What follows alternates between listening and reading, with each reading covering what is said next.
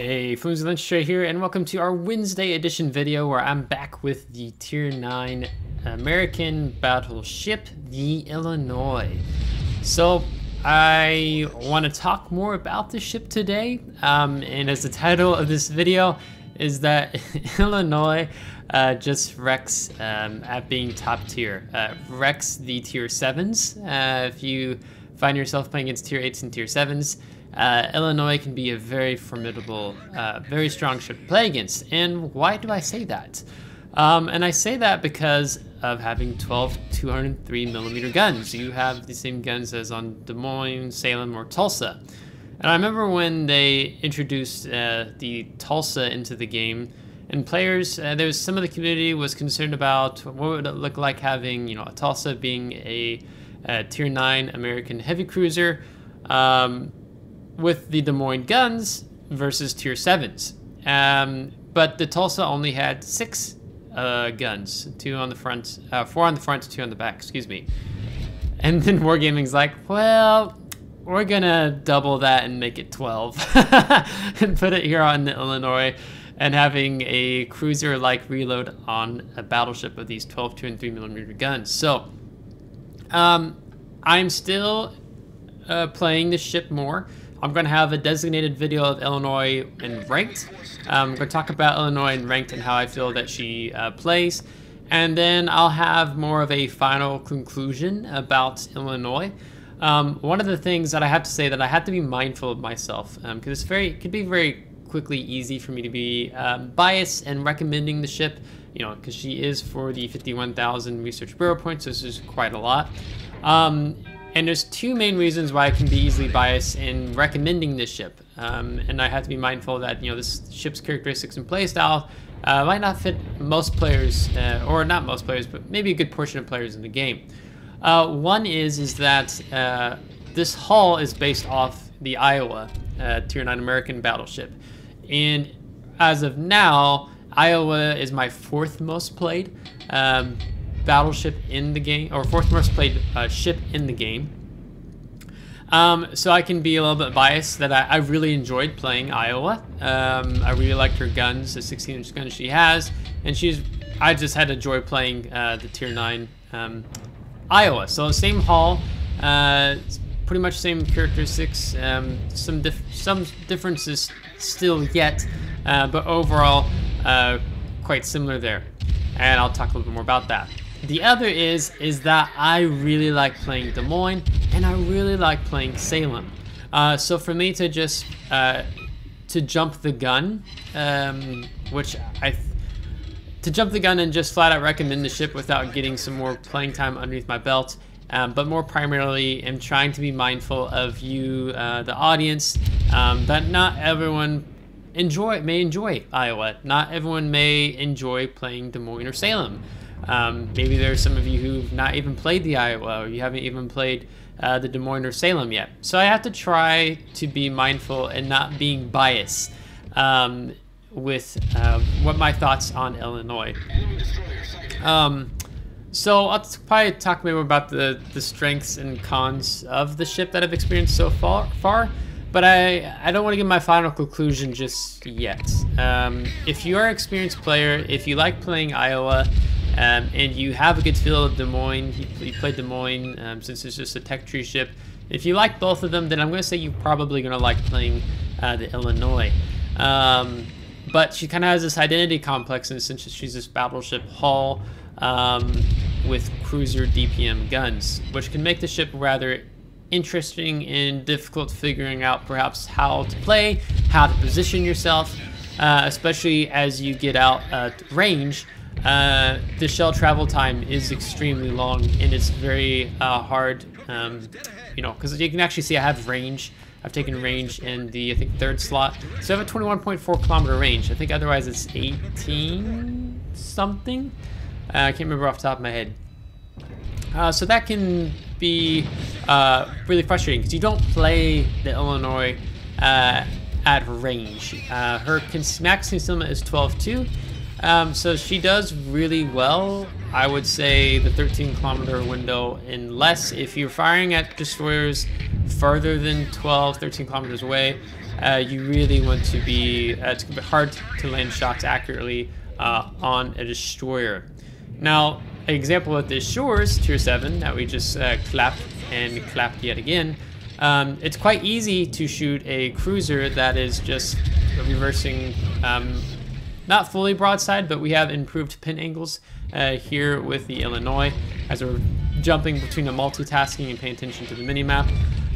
So we can do things like that. The shores made it really easy for us rather than kiting and maneuvering. You don't sit broadside still to a Des Moines, to a Salem, let alone a Tulsa, but you know, particularly in this case, an Illinois.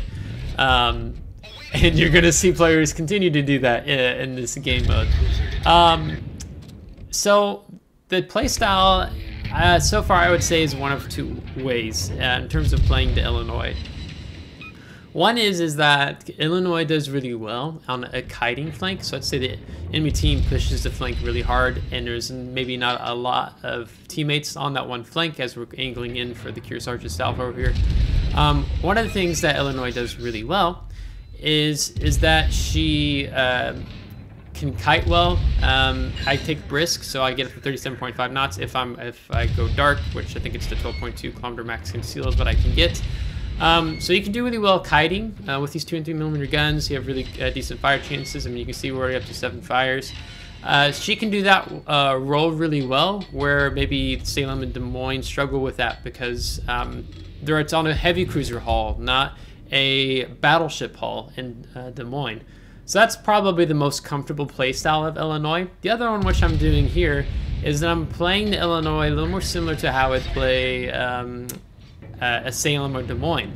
I'm utilizing islands. I'm pushing up into these close quarters, close encounters. But I'm doing so and I'm picking out these engagements with enemy ships that I'm not fearing. I don't fear the Izumo. To me, the Izumo's so far it's the worst Tier 9 ship I've played in the game by far. But you can utilize this AP really well, as we're going to focus the stern armor, definitely weaker on the Izumo. So we get these nice salvos. Because once you go broadside to these 2 and 3mm guns, you know, and bow on like this, we have 8 2 and 3mm guns firing just over every 7 seconds, I think. I have to see what the reload time is once I fire. Yeah, it looks like 7172. And this is with the main battery reload, or was it the gunfire control system 3? It's the reload in the 6th slot. I've taken reload over the 11% accuracy. So, I mean, you get into these close encounters, you can really buff up the you're a threat. You're really, you know, these, particularly the Izumo and now this Kearsarge, they're big, slow targets. Very easy to land salvos on.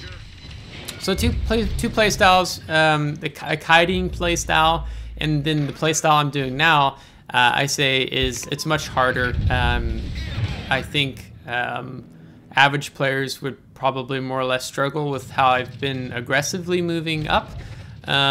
Because it takes the situational awareness. You can actually see that I checked over my right shoulder. I was like, oh, wait a minute, there's a battleship back there, and Vanguard was trying to get some shots, so I have to reverse a bit. Kearsarge is, you know, flying his planes, trying to get all my guns on target here. So we can't get the rear turret quite off yet, but I have to keep looking over my shoulder. You know, we had a submarine there earlier. We had the black. I don't want to run into black's torpedoes if I just reverse out past here, but I'm also like, if I can reverse here and get the black, and helping out my team, then I definitely want to do that. But our Akatsuki takes him out. So again, firing along. So in utilizing the islands, one is that we kept the Kearsarge from firing on us when we were engaged with the Izumo, and then took him out, and then it was this Kearsarge. So you always want to try to find these one-on-one engagements when possible, and I think Illinois is definitely something that embodies that really well, except of course if you're kiting and you have a lot of enemy ships pushing the flank. So we're already up to 171,000 damage. So Illinois is very strong against same tier and lesser tier ships. And And now you can see that we're actually, I'm kind of excited now with how things are, because, you know, even though we have the points lead, there's still 3 cruisers, still a destroyer, and there's still a submarine. And the remaining cruisers, 1 is Tier 8 and 2 are Tier 7. And I have Des Moines guns. So you can imagine I'm kind of drooling here. So, but first, before I push out here, is I want to heal. So I move up. I'm not staying too far away from my division mate. I think Illinois does a really good job if you're used to the Des Moines guns, shell velocities and stuff, and supporting your friendly destroyers, because you have greater DPM than a battleship in the sense of your reload time. So if you miss a salvo, I only have to wait 7 seconds for my next salvo to come off of to be reloaded. And so now with Brisk, and having this nice 12, I'm sorry, I was saying 12.2, 12.8 concealment, my mistake. But with the 12.8 concealment, when Zara is smoking up, means that my goal now is to try to catch Zara completely off guard. So I'm hoping that he comes out past this island after his smoke, exhaust smoke ends, that I can clap him here. So we're gonna see if that works out or not. So yeah, so she's definitely strong in your top tier, but that's not all the time, especially with matchmaking. You know, was dealing with tier 10s and super ships. So, you know, you're not always going to have these top tier matches, of course, when you're playing a tier 9 ship. Usually if you're playing tier 9, you're just better off playing tier 10, because now with super ships, right, you know, tier 9 was kind of the sweet spot back in the day, I would say, in the sense of that you'd only see 1 tier higher and you'd see 2 tiers lower. But now with super ships, that's not so much the case. So we want to chase the Zara. Zara's got torpedoes, and I'm expecting there to be torpedoes, so I'm trying to get more of the island between him and myself. But now we get to see there's this, the U-190's out, Akatsuki's out, the Omono's in the distance, there's the Zara torpedoes, but there's also a Prince Eugen moving up along here. So with Prince Eugen moving up, then he's pushing out past the island, so he lacked a situational awareness of knowing that I'm just sitting here on his broadside, waiting for him to do exactly what he's doing now.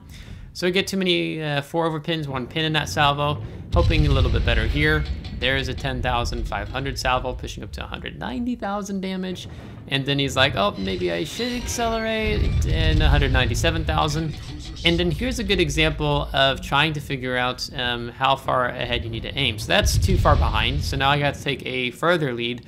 So a lot of times your first salvo to, let's say, 2 salvos, especially, maybe if you at least have a good feel for the guns, you have to adjust. If you're a player that really struggles in landing salvos with different ships and their speeds, especially at range, you know, Illinois is not a ship that you play at range. She's a battleship that likes that playing around her concealment, so that 12.8. So for me, I really like trying to be 16 kilometers and under with Illinois when possible. And Simono has bled off some speed because he's turning out. So I pulled that salvo a bit in rather than leading it more so. And we get Confederate. So now watch our reload time. 5.7 seconds. Yeah, boy. With 12 203mm guns. And now that pushes up to 220,000 damage. So now we waited a long time behind the island because I figured the Zara torpedoes would have already come through by now, but now he's fired them, and unfortunately we're going to eat one now. So we are also pinged by the enemy submarine, so we're going to use a damage control party. Now we're going to switch back to the high explosive. With the Zara running at range, you can kind of see the shell dispersion is rather wide. You know, you can see some shells just really going wide of where I'm actually aiming. Some staying in the middle, but we do get a fire, but we're still going to fire a couple more times. And then we're going to turn back in to fire on the Akatsuki or the submarine if we catch them, because I'm hunting for a Kraken Unleashed with these 4 kills, as our fire keeps ticking and putting us up almost to 230,000 damage now.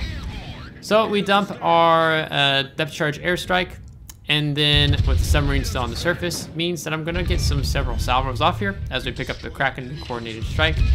Submarine's going down, we get a flooding in, 3 incapacitations, and now he's too deep for our shells to do anything. So that's going to end us with the 241,000 damage here. So when I've been playing Illinois, there's sometimes the match ends just really quick because of just how matchmaking is. And I'm like, man, I feel like I could have gotten more out of the ship. And this was one of those examples where I felt like I was able to get a lot out of the Illinois. So 1.1 million credits, you can see Strike Team, Confederate, Dreadnought, Coordinated Attack, Brothers in Arms, Kraken Unleashed, High Caliber with that 241,000 damage, 10 Citadels, 10 set on fires, 5 destroyed, and a bit of action against submarines. So it's nice when you run into the submarines that you actually have the reload time with these cruiser guns to deal with them when they pop up. So we'll see the damage we did to them as we did over 2,600 base experience. And yeah, going on to detailed report. You can see 1.4 million potential damage. You can see we did a lot of damage to that Zumo. Especially taking the cruisers for most of their health except the Zara. A lot of damage on the Kearsarge. And then you can see the submarines. So between the two submarines, we did over 18,000 damage between depth charge, airstrike, and our reload time with these 2 and 3 millimeter guns. So we did okay against the submarines here in this battle. Premium account, after all said and done, service cost, I guess I would call it service cost. Yeah, ammunition resupply, just over 1 million credits.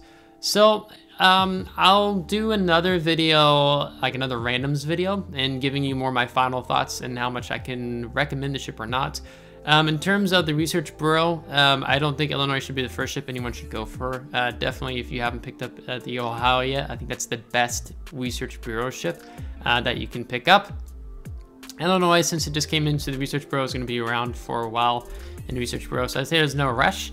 And because I am a really good 2 Unicum player in World of Warships, and I understand the positioning, I love Iowa, I love the Salem, I love Des Moines.